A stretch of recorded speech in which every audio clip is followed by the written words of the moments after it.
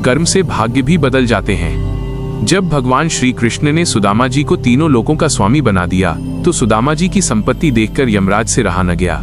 यम भगवान को नियम कानूनों का पाठ पढ़ाने के लिए अपने बही खाते लेकर द्वारिका पहुंच गए और भगवान से कहने लगे, अपराध क्षमा करें भगवान, लेकिन सत्य तो ये है कि यमपुरी में शायद अब मेरी कोई आवश्यकता नहीं रह गई है, इसलिए मैं पृथ्वी लोक के प्राणियों के कर्मों का बही खाता आपको सौंपने आया हूँ। और इस प्रकार यमराज ने सारे बही खाते भगवान के सामने रख दिए।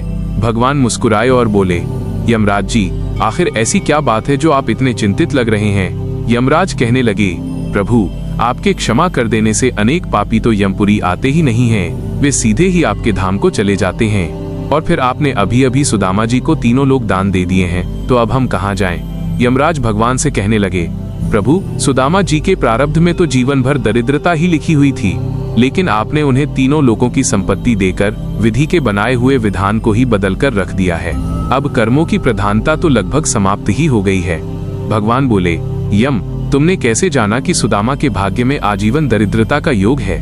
यमराज ने अपना बही खाता खोला, सुदामा जी के भाग्य वाले स्थान पर देखा तो वे चकित रह गए।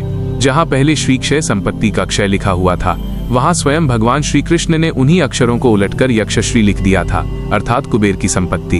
भगवान बोले, यमराज जी, शायद आपकी जानकारी पूरी नहीं है।